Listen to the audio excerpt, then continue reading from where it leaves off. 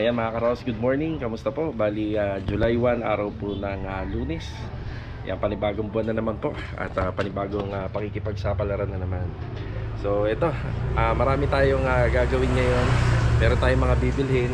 Ihahatid natin yung mga pull-out basket kila Master Batang para dito sa project natin sa Phase 6 Athena. Noong nakaraang vlog natin doon, meron tayong pinasukatan na aluminum kitchen cabinet. Yan, kailangan na nila yan. Tapos meron tayong binili kahapon ng mga rain shoot. Yan, yung isa doon ay para din sa project natin sa Phase 6. Dadalhin din natin sa kanila. Bibili tayo ng mga tiles at kukumplituhin din natin yung ibang mga gamit sa ibang mga project natin. Baliat na mga Karos, update project tayo rito sa Phase 3, second project natin. Yung row house dito sa Phase 4, yung Athena doon sa Phase 6. At saka yung isang Angeli na ginagawa natin dito sa Phase 5. So tara, samahan niyo po muli kami ngayong araw po ng Lunes. Enjoy watching po. Let's go. Ayan, good morning sa mga kambing.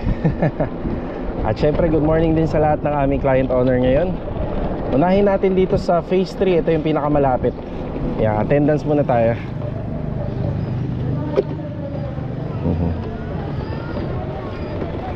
Okay, dito na tayo sa second project muna dito sa Phase 3.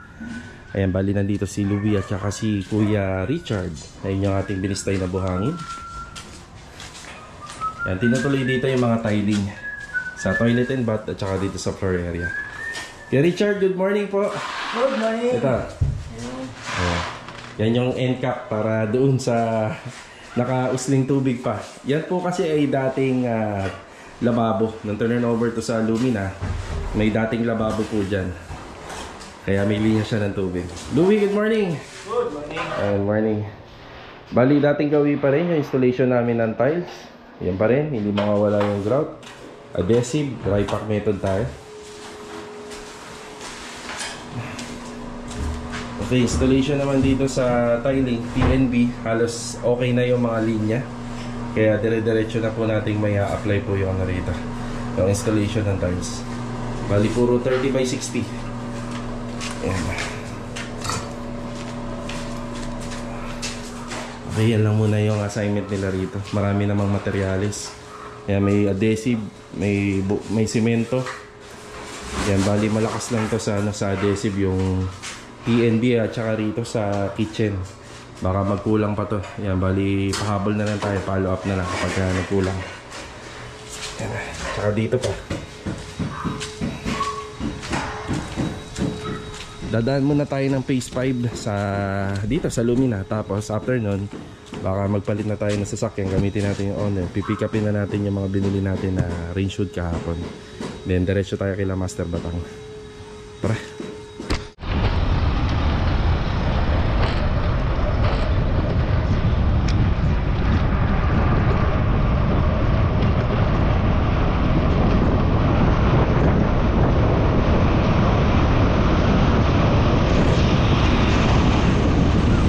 Ayan, dito na tayo sa Phase 5. Sakto, nag-merienda sila. Rick, good morning. Good morning, boss.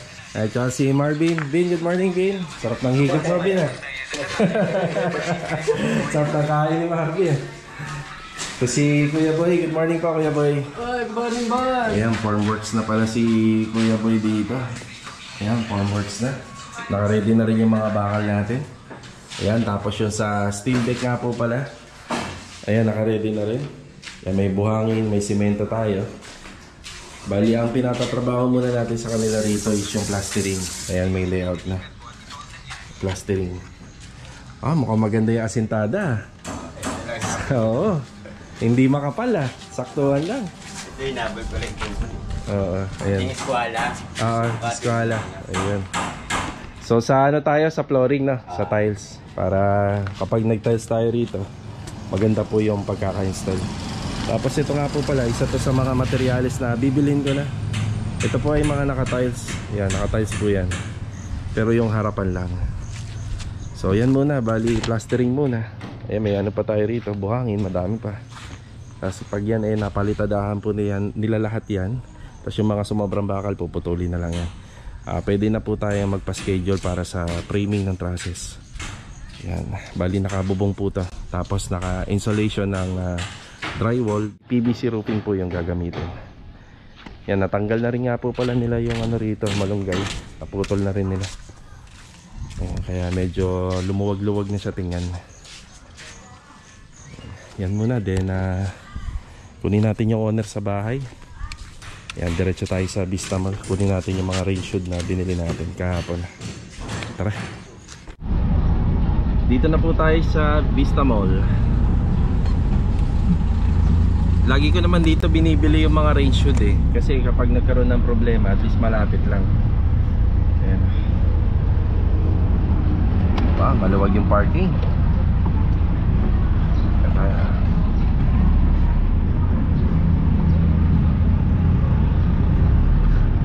Hindi ko nasakto ah. Mahirap kasi pag may hawak na camera. Opya. Yan.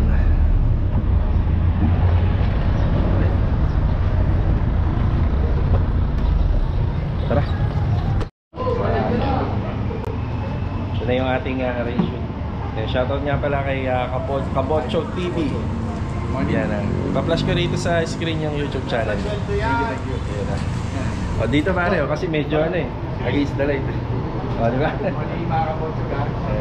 Shoutout sa inyo. Ito na yung ating Sa main shoot. Sa All Home. All Home Tansa. 60 cm sir. Yes. Sige pre, thank you. Nabili nga po pala natin siya ng 5,395, tapos may discount ako rito. Kaya 5,070 na lang ang isa. Yan, sa project sa phase 3, dalawa, tsaka dun sa Athena. Pre, pang merienda niya. Ay, Salamat thank you, sir. God bless. Thank you. Thank you sir. Sige. Tara. Baka dumiretso na ako ng phase 6. Attendance muna tayo. Dapat didiretso na ako kay Master Batang eh, para maihatid to mga pull out basket tsaka yung rain shoot. Pero magpapabalik-balik po kasi tayo. Yan, phase 6. Tapos sa phase 4 didiretso na rin po ako ron. Bali ang pinapatrabaho ko ngayon dun sa project row house natin, yung ating mga bubong pinapatapos ko na. Silyado, pati yung mga pader pinapa-waterproofing na natin. Tapos si Master Jojo nakapwesto rin doon. Check natin yung yung mga ginagawa niya sa sa bar counter. Ayun. Tara. Okay, dito na tayo sa phase 6. Ito nga po pala yung mga materialis na to. Itong pull out basket na dalawa para sa pinggan, sa baso, tsaka isang rain shoot ay para dito. So-surrender natin to kila Master Batang para makuha nila yung actual na sukat. Kuya Lindo, good morning po. Good morning. Tsaka si Kuya Richard. Good morning, Kuya. Good morning boss. Nalilito kami kasi dalawang Richard eh. Pero ang Rigor na lang. Yan, si Rigor. Parang batang Quiapo yan ah. Rigor. Ayan si Kuya Rigor. Yan na, pinagpapatuloy niya po rito yung ating mga pintuan. Bali ano na po to, yung pang final na. Bubugahan ko na yan. Ayan, bubugahan na po yan, sprayan na. Tapos share namin sa inyo yung unang ginagawa dito sa Hardy Planks. Bali dito sa Hardy Planks po, pinolit up po na natin po yung kanyang pinaglagyan po ng ating rivets. Yun po yung ginamit natin dyan. Bali yung rivets na yan, nakapasok na po dun sa loob, kaya hindi na po siya makikita rito na nakausli. Ang unang ginagawa po dyan, body filler muna. Pati yung mga gilid-gilid yung minamasilyahan para hindi makakapasok yung tubig. Epoxy sir. Epoxy pala to, yung gamit mo. Oo sir, ganyan.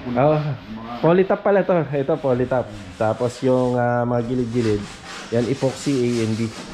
Yan yung all purpose. Tapos ang gagamitin namin pang primer dito, yung dating ginagamit namin sa mga wall, yung Acrytex primer. Yan para matibay talaga. So ito muna yung update dito. Bali mga preparasyon pa rin po sa pintura hanggang sa matapos. Dito tayo sa phase 4. Ito yung isang rolls na ginagawa natin dito. Ayun si Adonis, good morning. Good morning. Ayan, bali pinapasikaso na natin itong gate. Yung ilan pa sa part ng mga gate ay hindi pa po naka-primer. Tapos siya kinukompleto yung masilya.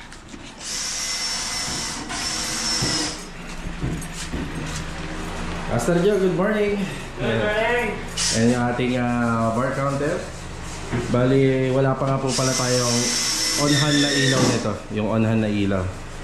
Kung sakaling meron man, hindi mo naman natin na ipapakabit muna kasi pipinturahan po lahat yan. Yan, babaklasin mo. Binilhan natin ito ng LED na warm. Yan, bali 4 feet lang. Tapos binilhan na natin ng LED po yung ilalim ng overhead cabinet para may ilaw dyan. Si ma'am nga po pala, napagpasyahan niya na itong part ng cladding na yan, tiles na lang po yan. Isa rin yan sa asikasuhin natin.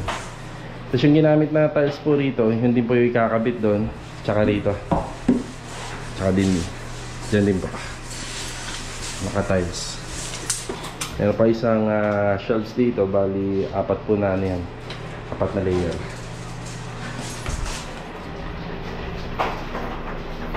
Finishing carpentry. Tapos sa TV console yung kasunod dito.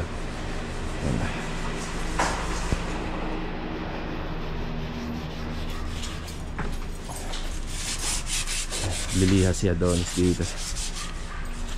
Si Bilog nandito sa kabila, sa likod. Si Bilog. Hello, good morning. Good morning. Bali pinapasikaso na natin dito kay Bilog yung waterproofing nitong likuran. Yan. Bali hanggang yan, dalawa. Hanggang 2 mano. 2 beses po siyang pagugulungan pagka natuyo. Yan, flexible na meron po siyang semento. Putulin mo na yung dahon, Log. Oh yan, para malaya kang makano dyan, makagalaw. Sa gabal. Dati wala naman yan, no? Biglang dumami. Yan. Maganda to na nawa-waterproof. Hanggat wala po siyang katalikuran, maganda na may maintenance siya sa waterproofing para hindi nagmo-moist yung likod. Kasi itong pader na ginawa natin dito ay gawa sa hollow blocks.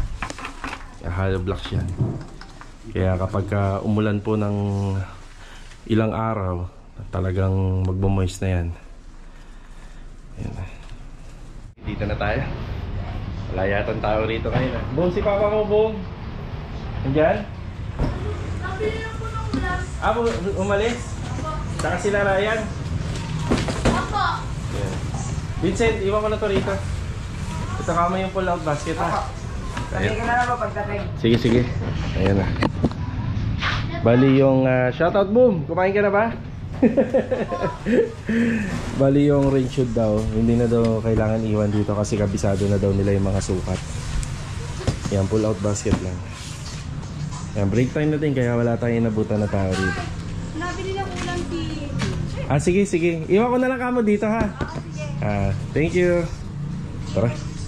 Bali, nandito nga po pala kami ni Louie sa Tansa, sa may Inco. Ayan, may balak bumili ni Louie ng pressure washer. Ano ba tawag doon? Pressure washer, no? Sir, gandang araw. 200. Pressure washer po. Pressure washer. Yan. Ito sir, meron po tayo mga pressure washer. Yan ba yung nakita mo, eh? As in ganitong ganito? Yan, ganyan. Okay. Magkano yung ganyan, sir? Bale, ito po sir, 13.8 less 50% pa po. Bali, ano na lang siya? 6 plus? 6 plus? Ayan. 70. Tama nga lang. Same lang ba?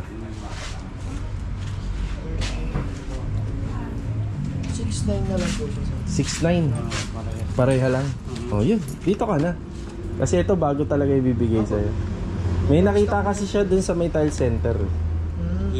Inco din. Oo. Pero dinala ko siya dito. Kung gusto nyo pang mga heavy duty, meron din naman dito sir. Ito pure copper na to sir. Pang heavy duty. Ito ba? Ayos lang ba? Okay din. Pang maintenance lang naman daw. Opo. Oo. Sige, Vi. Ayan na. Ito na lang po sir. Nakukuha lang ng bago Wala po tayo ng stock sir. Si Louie pala, marunong pala siya maglinis ng aircon. Ilang taong ka nagtrabaho dyan? 3 taon? 3 years? Kaya pala. Bali, pinabibili siya ni Ate Gladys nito. para dun sa 3 unit ni Ate Gladys na aircon. 3 ba ang aircon doon? 3, no?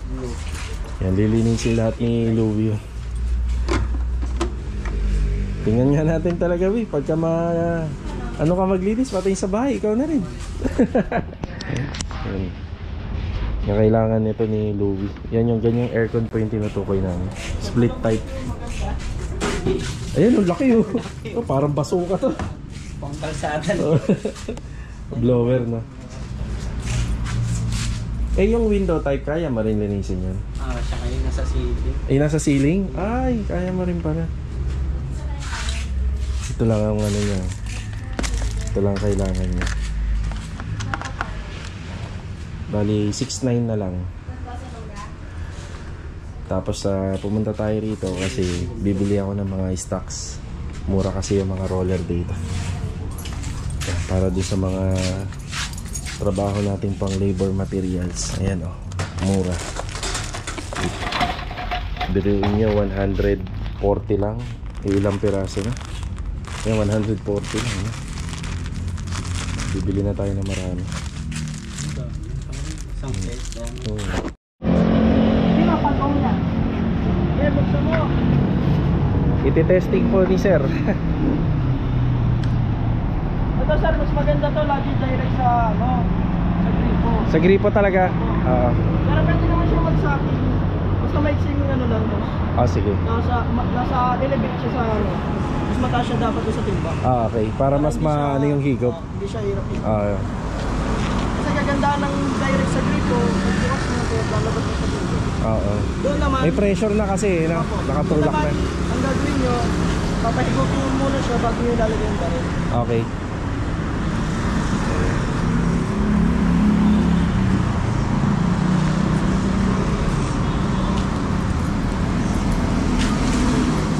Okay na? Okay na? Buksan mo na po daw, ma'am. Buksan mo na! Nakabukas na daw.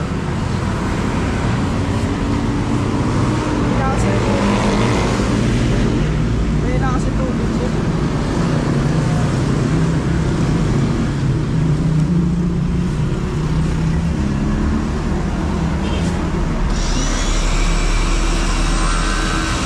Ayun, oh.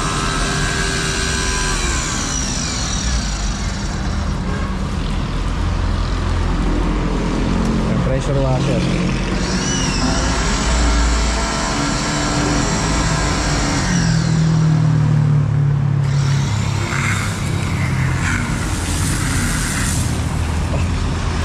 Pagka ganyan ng ano sir, ang supply ng tubig mahina. Oo. Pagka ganyan po yung takbo lang siya ng takbo.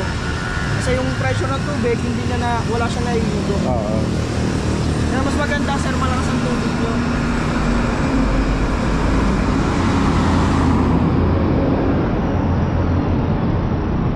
May hina yung tubig, ma'am?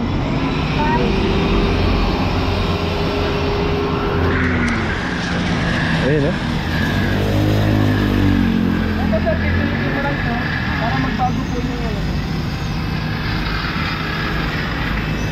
Nakakahiwa ng semento, ah. Ayun, oh. Grabe, oh. Ayun, nakakalinis ng semento, oh. Okay na po tayo dito. Baka naman masira yung aircon yan. Hindi, na-adjust yan, yan. Na-adjust. Parang gusto ko niyan, ah. Oh, panlinis ng ano, ng owner at saka ng e-bike. Oh, lakas, oh. Ay, nilinis na ni Kuya. Nilinis na. Oh. Oh, linis, oh. Ah, ganda. Ang linis, oh. Oo, ang linis, oh. Ah. Libreng car wash. Ang lakas, oh, ang lakas. Ayos.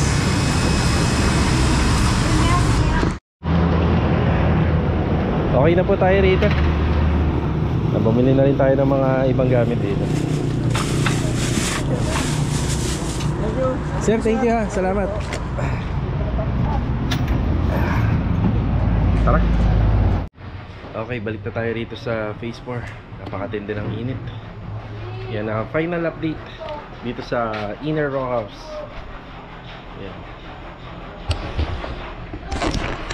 Bali dito, marami na nagawa. Pina-waterproofing na natin ang second coat, yung sa likod. Meron na rin po rito, kabilaan. Yan, kabilaan. Yan, meron na rin po yan. Pero ito, may final to, itong magkabila. Kasi dudumi pa yan. I-retouch pa namin yan. Kasama po dun sa retouching niya, yung pagpahid po ng waterproofing. Yan. Kabilang panel ng ating mga folded gate.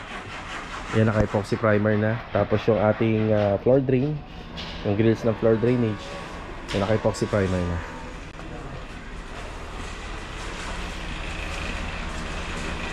Bale, ito yung sa finishing carpentry. Ayan. Bar counter. Oh, ganda na. Tapos naka-usli na rin po yung abang ng mga para sa ilaw. Bali, pendant light na single yan kada wiring. May kabit na rin nila yung ilaw. Ito yung switch niya. Yan, nagtatanong sa akin si ma'am nung nakaraan, hindi niya yata napansin to na may saksakan tayo rito. Yan, kapag merong kitchen counter, yan, meron po laging saksakan, hindi po pwedeng tapos hindi lang siya pansinin kasi nandito siya banda sa dulo. Nilayo po natin siya sa lutuan at saka sa lababo. Ay siguro hindi napansin ni client. Ito yung bar counter natin. Bali, tiles na lang to. Yan, tiles. Hindi pa po natin nabili yung tiles nito kasi sa pinuntahan namin na sa Tansa kanina, hindi available din sa isang branch nila yung mga ginamit na tiles dito. Binili nga po pala namin yung tiles ng lababo sa may City Mini Home. Pero yung isang branch nila din sa Tansa, wala pong available na ganyan.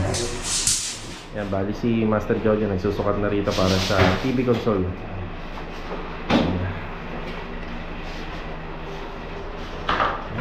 Bar counter. Kinakabitan na po nila ng kornisa to. Kornisa.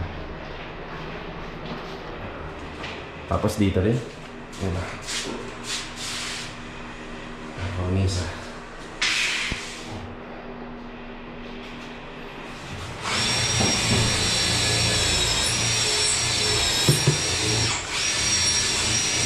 Lahat po ng ginamit na materialis dito, bali kahoy, plywood na 3/4, tapos sa pinakadulo niya may barateha o yung tinatawag na liston.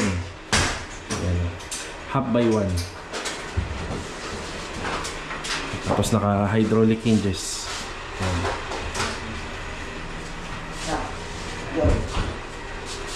Tapos dito may switch din po rito. Ayan, para sa ilaw. Tapos meron ding outlet, saksakan.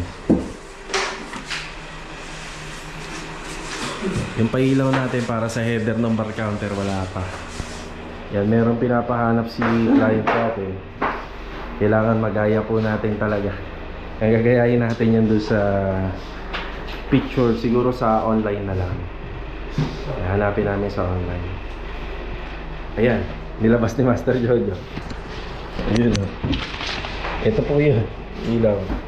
Nagtingin ako kanina sa all home nito, wala. Actually, hindi naman natin totally magagaya talaga to. Yung gayang-gaya, kasi iba yung dimension nito sa row house. Yan. Pero kita-kita naman dito, gayang-gaya na siya. Ayan, tingnan nyo yan. Ayan. Dito. Kuha ni Master Jojo. Tapos yung itong banda na to, mas maigi rin sana dyan wall clothing panel, pero nag-decide si ma'am na tiles na lang kasi gustong gusto niya makuha to. Pero hindi alam ni client na may pailaw. Naglagay kami ng pailaw dito. May ilaw tayo dyan, LED. Tapos yung sa PV console, ganito yung kakalabasan. Bali may allowance pa to na nasa 80 cm. Yan, allowance niya pa. Para pag inusog yung upuan dito, yung bar tool maluwag-luwag pa. Yan.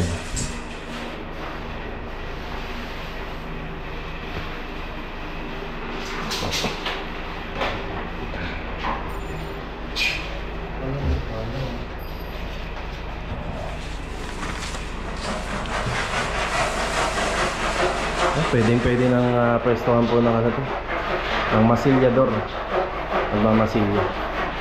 Tapos dito sa plano ko, ipapakabit ko na kagad yung ano rito, yung aircon, para maitap na yung doon sa mga copper tube tsaka sa overflow ng tubig ng aircon. Yan, para maitap na to at hindi mapag-iwanan. Pero bago po natin yan na ipakabit, papamasilyahan ko po muna tong part na to. Pamasilyahan natin. Yan, may abang na po yan, di niya ng wiring. Tapos yung breaker niya na 32 amperes, nandun na po yung sa dulo. Ayos na tayo rito. Okay na. Yan po yung ating bar counter. Kuwang-kuha. Kuwang-kuha dun sa picture.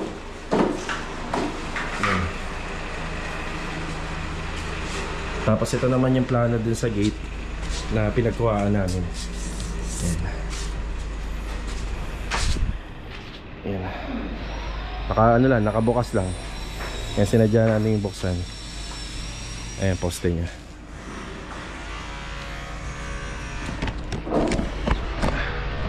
Bale ito mga karos, hanggang dito na lang po muna yung vlog natin. Yan. Yung araw po ng Lunes. Yan, kita-kita na lang po ulit for the next video. Huwag nga po sanang kalimutan mag-iwan ng like at saka pakishare ng video kapag nagustuhan nyo at napanood nyo. Yan, paalam po muna. Yan, God bless.